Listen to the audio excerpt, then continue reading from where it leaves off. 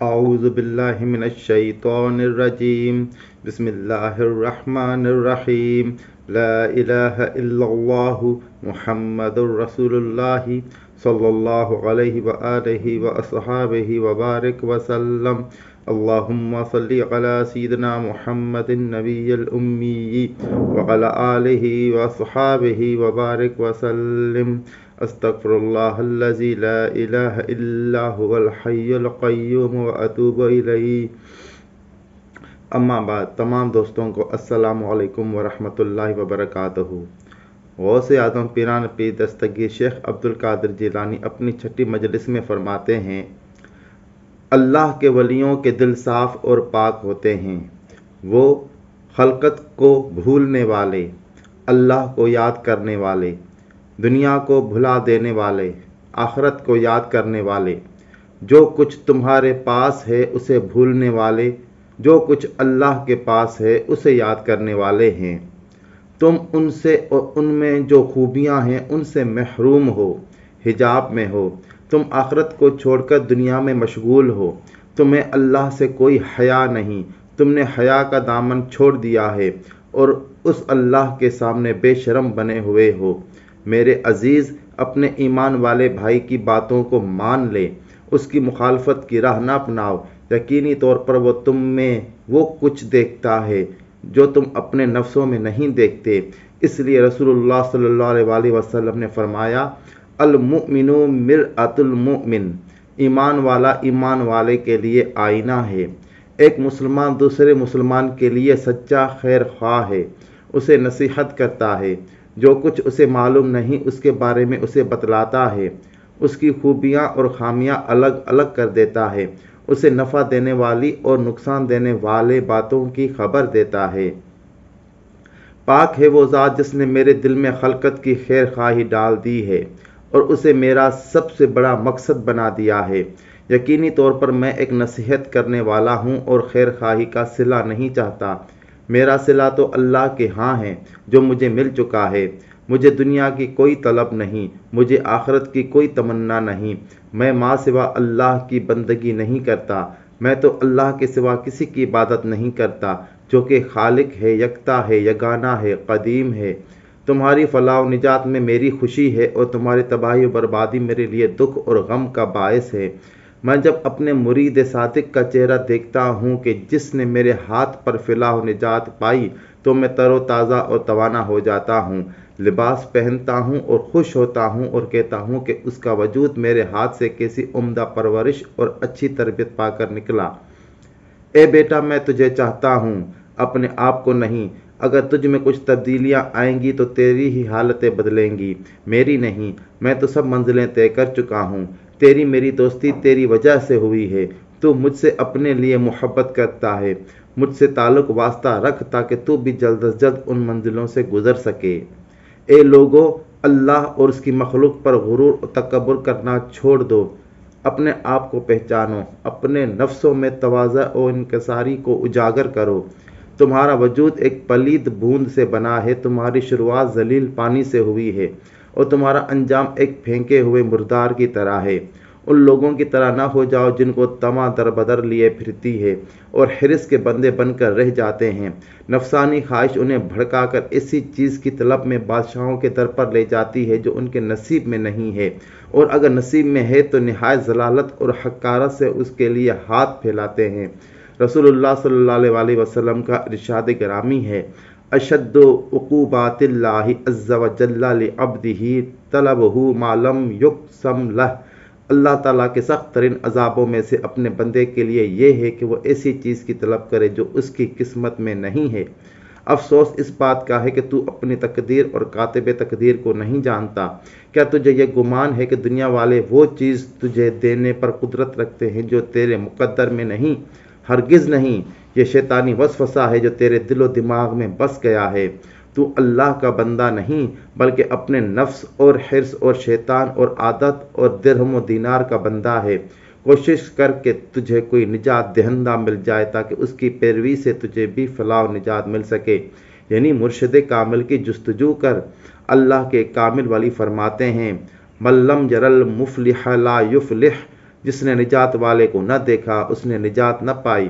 تو کسی فلاح والے کو اگر دیکھتا بھی ہے تو سر کی آنکھ سے، دل اور باطن اور ایمان کی آنکھ سے نہیں دیکھتا۔ تیرے پاس تو ایمان ہی نہیں تو دیکھنے والی آنکھ کہاں سے لاؤ گے جس سے نجات دلانے والے کو دیکھ سکے۔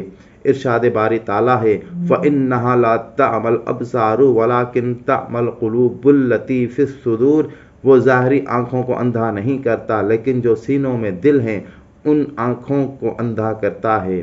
جو شخص خلقت کے ہاتھوں سے دنیا پانے کی خاطر حرص اور لالچ کرتا ہے اور دین کو ایک معمولی انجیر کے بدلے میں فروخت کرتا ہے، بقا کو فنا کے بدلے بیچ ڈالتا ہے، اس لیے اس کے ہاتھوں نہ یہ دنیا لگتی ہے اور نہ آخرت۔ جب تک تمہارا ایمان ناقص ہے اپنے نفس کی اصلاح کر اور عقل حلال کے حصول کے لیے کوشش کر تاکہ تم مخلوق کا محتاج نہ ہو جائے۔ چنانچہ اپنے دین کو بیچ کر لوگوں کا مال نہ کھاؤ اور اس غلط کاری سے باقی کی فانی سے نہ بدل۔ ہاں جب تمہارا ایمان قوی اور کامل ہو جائے تو ہر سبب سے علیحدہ ہو جاؤ اور ارباب باطلہ سے قطع تعلق کر لو اور اللہ تعالیٰ پر توکل کرو۔ اپنے دل سے سب چیزوں کو چھوڑ دینے کی راہ اختیار کرو۔ دل کے ہمراہ اپنے شہر اور اہل و عیال اور اپنی دکان کاروبار اور اپنے جان پہچان والوں سے نکل جا اور جو کچھ تیرے پاس ہے اپنے اہل و عیال اپنے بھائیوں اور دوستوں کو دے دے۔ تیری حالت ایسی ہو جائے کہ جیسے موت کے فرشتے نے تیری روح قبض کر لی ہے اور موت کے اچکنے والوں نے تجھے اچک لیا ہے، تو موت کا لقمہ بن گیا۔ گویا زمین پھٹ گئی اور تم اس میں سما گئے، یعنی تقدیر اور قضا نے تجھے اٹھا کر علم و معرفت کے دریا میں ڈبو دیا ہے۔ جو شخص اس مقام پر پہنچ گیا عالم اسباب والے اس کا کچھ نہیں بگاڑ سکتے۔ اسباب کے اثرات ظاہر پر پڑتے ہیں، باطن پر نہیں۔ اس حال میں سبب دوسروں کے لیے ہوتے ہیں، اس کے لیے نہیں۔ اے لوگو، اگر تم پوری طرح سے دل کے ساتھ ان سب باتوں پر عمل نہیں کر سکتے تو اسباب اور ان سے تعلق کو چھوڑ دو۔ اگر تم سے یہ کلی طور پر نہ ہو سکے تو جس قدر ہو سکے اس قدر ہی صحیح، اگر پوری طرح سے نہیں تو تھوڑا ہی صحیح۔ رسول اللہ صلی اللہ علیہ وسلم کا ارشاد ہے تفرغوا من ہموم الدنیا ما استطعتم، جس قدر استطاعت ہو دنیا کے بکھیڑوں سے بچ جاؤ۔ بیٹا، اگر دنیا کی فکروں سے آزاد ہونے کی ہمت ہے تو ہو جاؤ، ورنہ اپنے دل کے ساتھ اللہ کی طرف دوڑ لگا دیں اور اس کے دامن رحمت کو تھام لیں تا وقت کا تمہارے دل سے دنیا کی فکر نکل جائے۔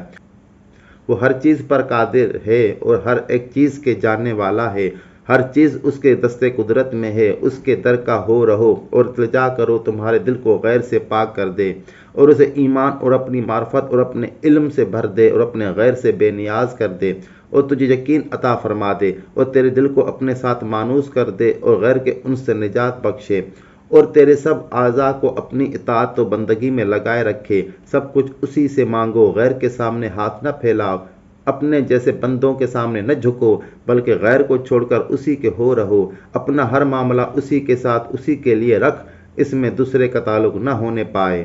اے بیٹا، اگر زبان پر علم کا چشمہ جاری ہو اور علمی طور پر دل صاف نہ ہو تو یہ سوجھ بوجھ اللہ کی طرف سے ایک قدم بھی نہ بڑھنے دے گی۔ سیر تو دل کی سیر ہے، قرب الہی تو باطنی قرب ہے۔ عمل حقیقی معنوں میں عمل ہے جس میں اعضائے شرعی حدود کی پاسداری کرتے دکھائی دیں اور اس کے بندوں کی تواضع انکساری اللہ ہی کے لیے کی جائے۔